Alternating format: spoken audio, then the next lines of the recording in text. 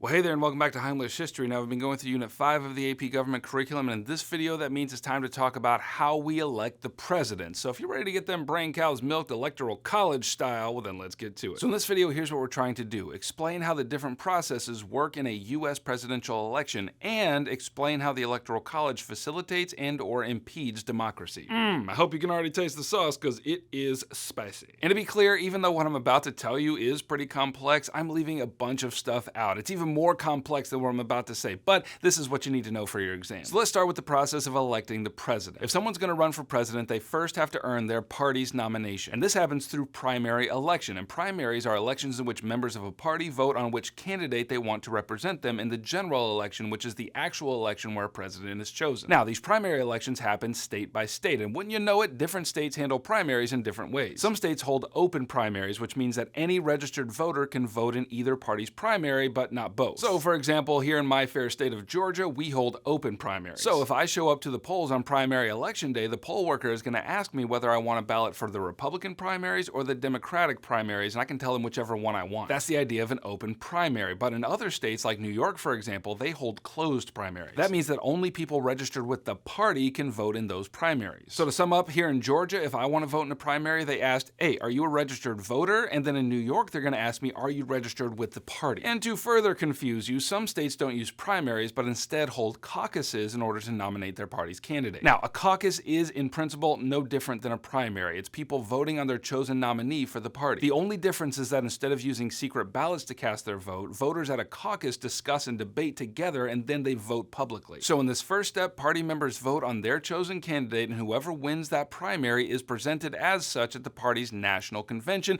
which is just a big party for the, party. They present the winning candidate and their choice for vice president, and that's the beginning of the general election where each party's chosen candidates run against each other to become president. Okay, now what I just said, both parties putting forward candidates to run for president is true only in some years. Remember that a president can serve only 2 4-year terms, so if a president has done that, then both parties will choose their candidates. However, if a president has only served 1 term, then the party usually keeps the sitting president as their nominee. So for example, Barack Obama was the president for 4 years starting in 2008, and after that, he was still the Democratic Party's nominee for president in 2012. Donald Trump won the election in 2016, and so he was the party's nominee in 2020 as well. So if a sitting president is running again, that candidate is known as the incumbent. And truth be told, the incumbent almost always has the advantage over the challenger, a phenomenon known as the incumbency advantage. The first and most obvious advantage the incumbent has is that he has already won an election, so he knows how it's done, or in the future, maybe she will know how it's done. The second advantage is that the incumbent is a known quantity, which is to say people already know how they're going to act as president. The third advantage is that the incumbent already has an army of volunteers and fundraisers ready to help with another campaign. And while this advantage is certainly helpful, it does not guarantee a victory. So with all that done, we finally come to election day, which is always the first Tuesday in November. Everyone goes to the polls and votes for the candidate that they think will be the best president. Except,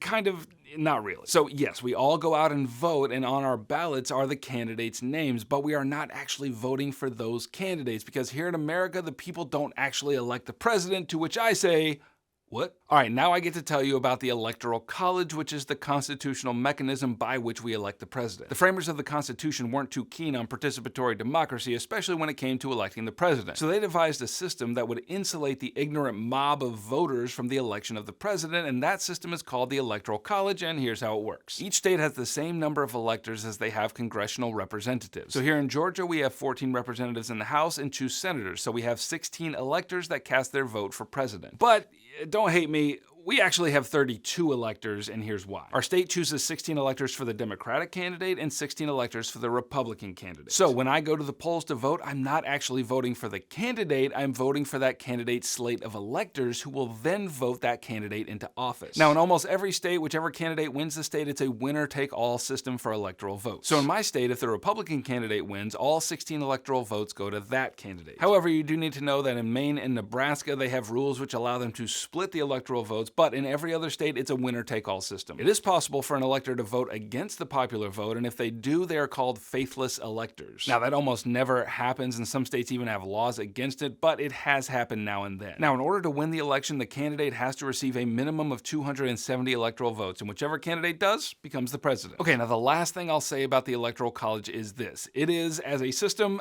contentious. Every 4 years when we have a presidential election, the debate over the Electoral College returns like the instinctive flocking of the salmon of Capistrano. For example, in the 2000 presidential election, Al Gore, the Democratic nominee, won about 500,000 more popular votes than the Republican candidate George W. Bush. So let me say that again. 500,000 more people voted for the Democratic candidate than the Republican candidate. But Bush ended up winning more electoral votes, and through a highly contested outcome that ultimately had to be decided by the Supreme Court, he defeated Gore. Now, the same thing happened in 2016. Hillary Clinton won more of the popular vote than Donald Trump, but Trump won the election with a majority in the Electoral College. So, in light of that, you may be wondering, why in the world do we do it this way? Well, proponents of the Electoral College argue that this system requires candidates to campaign in many more places throughout America rather than just focusing on a few highly populated states and cities. But the detractors of the Electoral College would say that while that's true in theory, the system actually only requires candidates to spend time in a handful of swing states. And if you don't know, swing states are those states which can really go either way on voting day. Even so, the Electoral College is the system we have been given in the Constitution, and short of a constitutional amendment, it's the system we'll have in the future as well. And that is how we elect a president. Okay, thanks for watching. Click right here to grab my review packet, which is going to help you get an A in your class and a 5 on your exam in May. Here on my channel, we operate by popular vote, so if you want me to keep making these videos, then you can vote for me to keep doing that by subscribing. Heimler out.